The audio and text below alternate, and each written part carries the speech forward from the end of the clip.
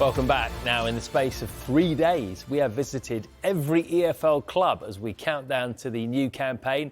And today it was the turn of the Championship sides. We will start with Norwich, who've just opened a state-of-the-art aquatic centre at their training ground. It's fair to say our reporter Gary Cottrell couldn't resist trying it out for himself. Now, not telling me how much this costs, but millions and millions and millions. And so, of course, it's what the players are attracted to. When you're trying to sign a player, for example, can you imagine bringing them to this facility and saying, look, we're serious, guys, about being a top club, getting back to the Premier League. Look at that, that pool now is deep again. It's very warm in here. I'm just back from my holidays. I wish I'd have bought my trunks, to be honest, because it's very, very tempting in there. And, you know, what the heck? See you in Watford.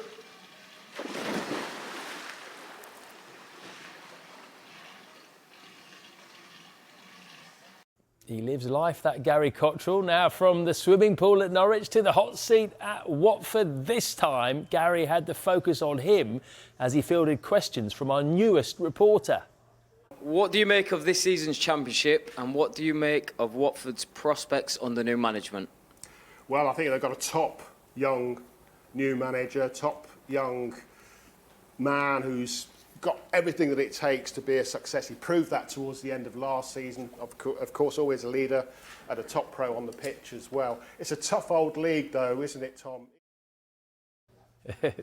Some hackneyed lines in there. Right, our reporter Mark McAdam visited QPR, where he and winger Lucas Anderson had the luxury of catching a lift to training in defender Jimmy Dunn's car.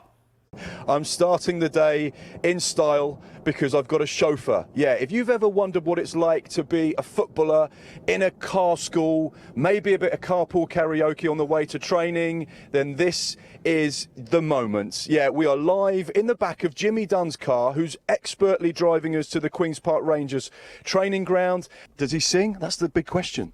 Yeah, I think every now and then we'll, if we get a little zoom on the screen there, a little Whitney Houston just to get the body going. Next, it was on to Coventry, where their kitman Chris Marsh discussed superstitions and how former Coventry midfielder Gustavo Harmer kept his promise of giving him a gift when he left for Sheffield United. Well, sort of. Comes in one day, he says, I'm off to Sheffield United. And I go, OK, you remember, like, in the past? And, you know, he goes, no, listen, come round my house tonight, there's a gift. So I'm thinking the Rolex watch, I'm thinking, he's going to give it me, he's giving me. So I'm on the way to the house, I've got my son in the back, he rings up because he got Freddie with you. I went, yeah. He said, oh, that's good, it's good, come to my house. So I'm going to the house, I'm thinking, you don't need two of us to give me a watch, you know. So we knocked the door, opens it, he goes, listen, I told you to look after you. He goes, there it is, the fridge.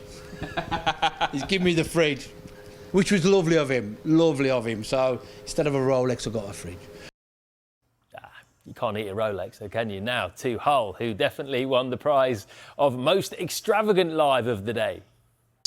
This is Adjan Ilajali, the Hull City owner's private jet. This is how he travels to games, and he's inside waiting to talk to us. So we're going to head in right now. He travels all throughout the world on this jet. Of course, he works a lot in the Dominican Republic, where he films his TV show. And he's sat here with his Hull City cushion there, waiting for a chat with us live on Sky Sports News as part of 72 Live. Thanks for giving us this insight into your life. Just tell us a little bit about what it's like for you week to week. Do you travel around a lot to make sure that you're at every Hull City game? Yeah, actually, this is like my home. I live here. I think maybe 150 days I sleep in the plane in 1 year. So for me, this is like my home, and of course it's not easy because you fly, go somewhere, but this is what I selected in life. So for me, it's a fun, but of course a little tiring. Tim Thornton's next stop on 72 Live was with Middlesbrough, where they revealed a new signing live on air. We've got a new signing to announce, an exclusive on 72 Live. Now you've got the printer here. Everything's set up. Can you give us a clue as to how many letters are on the back of this shirt? There's 8 letters on the back of the shirt. He's already been given his squad number as well. What's the squad number? Number 17. OK. Well, shall we have the grand reveal? Middlesbrough fans, your new signing is Micah Hamilton from Manchester City. Deal done. Number 17. Mark McAdam stopped by one of the Championship new boys, Portsmouth. He spoke to head coach John Massinho just as he was boarding a coach bound for Leeds. I'll let them have a good time, I think, at the back of the bus. And, you know, the lads these days, they're very, very sensible. It was plenty of card schools back in my day and probably a bit more of a raucous atmosphere on the bus. The lads got their headphones on, they knuckle down and they do various bits and bobs. So, yeah, no issues there. I try and keep away from them and let them have their space and have their time. But, yeah, it'll be a long old journey up today. But, you know, we're leaving fairly early, so hopefully miss the traffic. Do you sit at the front of the bus? I am at the front of the bus. I stay away from the players, yeah. And who decides on the music? Is that you as well? We usually got the TV on, so there's this news channel, Sky Sports News, we like, so I don't know if you've heard of it, but that's what we enjoy on the way up. Good to hear. Now, after 3 days and 71 clubs visited, the final team was Oxford United. Gary Cottrell has the responsibility of bringing it home. So sorry, I've let everybody down. What a 3 days it's been, going to every single EFL club, all the people, all the colour, all the training grounds, all the stadiums. It's been so well done. And we were going to be number 72 to complete the whole picture, to make it a record 3 days. And we've had a puncher. We won't be able to get to Oxford. It's all been spoilt and it's down to me. Just kidding.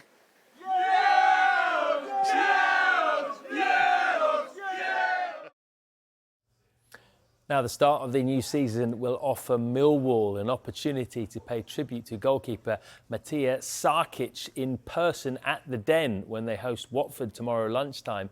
Sarkic tragically passed away at the age of just 26 in June, and the Millwall boss Neil Harris is proud of how the club have rallied around one another. It's a great opportunity for us tomorrow to pay tribute to Matia for his life and also for him as a Millwall goalkeeper.